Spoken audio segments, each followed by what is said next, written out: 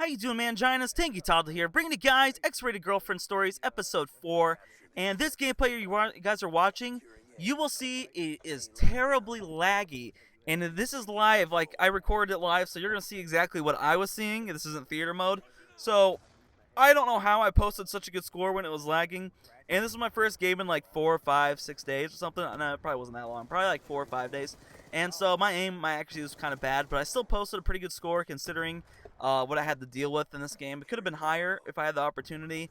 And I actually died like one off one of my first orbital VSATs, which really would have put me up there.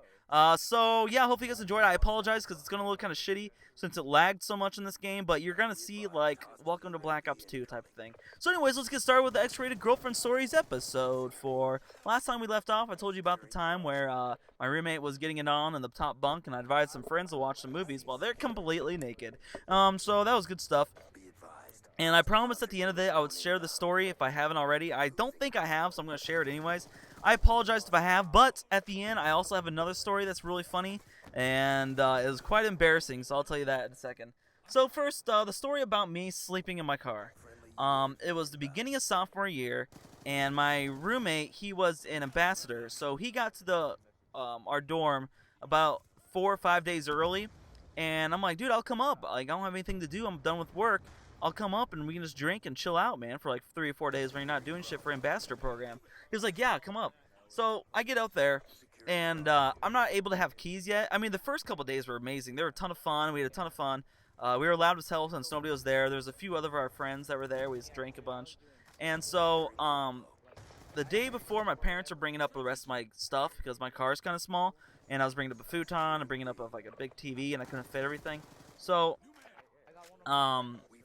I can't have a key yet because it's not my time to check in since I'm not technically supposed to be there. So I couldn't have a key, so I was like, I had to let him know that, hey man, you're just gonna have to leave it open for me, or let me in because the hallways are locked. So I was like, keep your phone on you. So I decided I was gonna go watch upstairs with the girls that came down to watch the movie with me. I said, I'm gonna go upstairs and watch a movie with them. And he's like, all right. He's like, I think I'm gonna drink. And he had a girl that he was having a thing with over. Her name was Rachel. And so they were kind of a thing. They started having a thing at the end of the first year. And so she came over. They're like, all right, we're gonna have a couple of drinks. And I left around like 10 o'clock. And the movie was like, an hour and a half, whatever.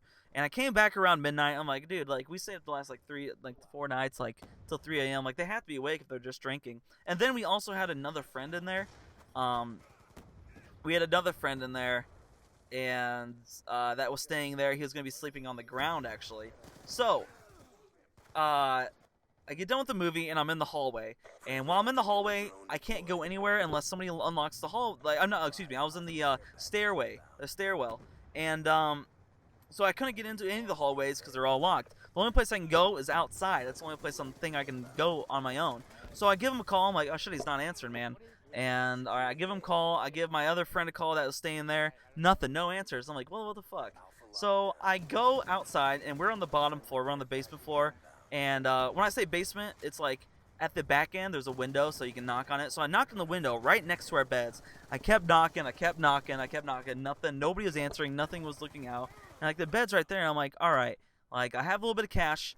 My phone is kind of about to die. It was on really low percentage. I said, I'm just going to go to T-Bell. I'm kind of hungry. And grab a pop. So I go to T-Bell, get my food. And about like an hour, 45 minutes later, I get back. And I'm like, okay, hopefully he's going to answer by now. So I kept calling, nothing. Nobody was calling. Nobody was answering. And my phone was probably on like really low percentage. And I really needed it in the morning because my parents were to come that morning and call me when they're there. And they were going to get there really early. So I had to make sure I was up and ready. So I gave him a couple more calls. I'm like, nothing. I go to the window, and I knock even harder this time. Nobody answered at all. Nobody was answering, so I'm like, what the fuck am I going to do? So, at this point, I'm like, you know what? I'm stuck. I'm going to be sleeping in my car.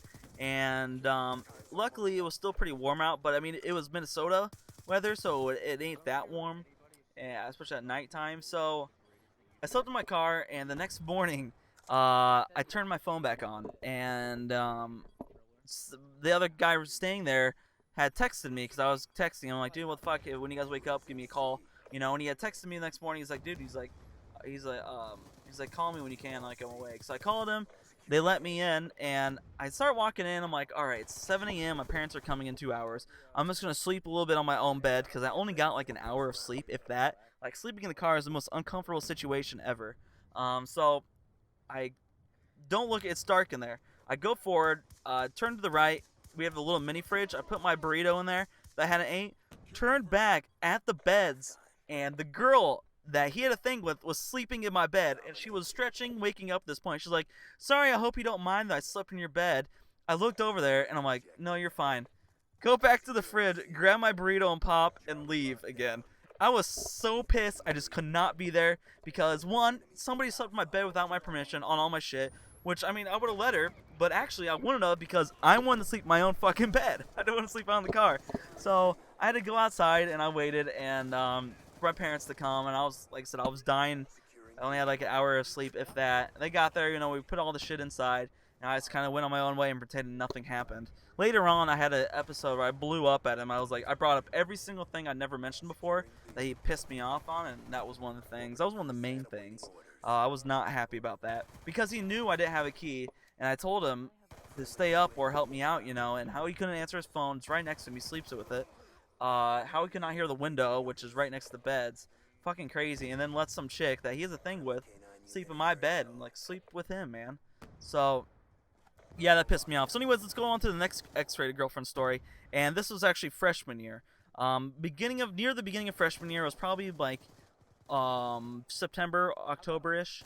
And I wasn't able to stay the weekends. My first 6 weekends, I actually had to drive home for 3.5 hours to 4 hours to actually work because I was under contract. So I had to come home to work all the time. So that sucked. So it was really hard for me to meet people since weekends are the only time people actually can really hang out without classes, So finally I got to hang out on the weekends. And there was this one weekend, it was this girl that I met. Her name was Alicia. And I'm not sure how I met her or who I met her through. I think she was in our little circle of friends. And so I met her at a party, I started being friends with her, talking to her. We hung out every once in a while. I think we hung out like one time. So she had a boyfriend that was in the Army. And so one weekend, she was having her little sister come up. And when I say little sister, like I was 18, her little sister was 16. So I mean, there's only a 2-year gap. It ain't that bad, okay? So she came up, and they came to my room, and they were wanting to drink. And I'm like, all right, cool, let's just take some shots, And they had some 99 apples, so we took a bunch of shots of 99 apples. And then we went out to this other dorm where everybody was at drinking, or watching a movie. So we went over there, hanging out with everybody, and I tried to go with the main group because it was just the sister, me, and the other sister, and that went over there. So I tried to go with the other group, and they were pulling me back. Like, they would not let me leave. They kept holding on like a vice grip. Like, I swear to God, those are fucking strong girls. And, like, they were literally pulling me back. So I'm like, I was like, fine, it's not that big a deal. I'll just stay with you guys. So I hung out with them for a while in their room. We just kept drinking, and I was really drunk. And I don't know why a sister would do this, but her sister basically hooked her little sister up with me. Like, she was like, hey, you should take my little sister back with you. And I'm just kind of like, wait, what? And she's like, just go back and you guys can hang out. And I'm like, okay. So we go back to my place, and we were both drunk, and stuff leads to stuff. We did some stuff, okay? That's all I'll mention about that. But the next morning, she spent the night the next morning, and so she left, and she was pretty cool. I actually liked her. I had her phone number after that and whatever. So I got up, and I'm like, oh, man, I feel like crap. And I go to the mirror ready to brush my teeth and go get food. And I look, and I'm like, what the fuck is on my neck? I pulled down, like I was wearing a sweatshirt. I pulled down where you could see my neck, and there was just, like, bullet wounds. There was bruises. There was probably about 12 of them, and they were fucking hickeys. She gave me hickeys at some point that night, and they were just straight up fucking huge bruises. It looked like I got hit by a paintball gun. Like 12 times right in the neck. It was the most embarrassing thing. And I remember I looked in the mirror, I'm just like, what the fuck? I was so mad. I took a picture of it and sent it to my friends. I'm like, dude, I got attacked by a raccoon last night. They're like, dude, what happened to you? And I'm like, yeah, they're hickeys. This is kind of embarrassing.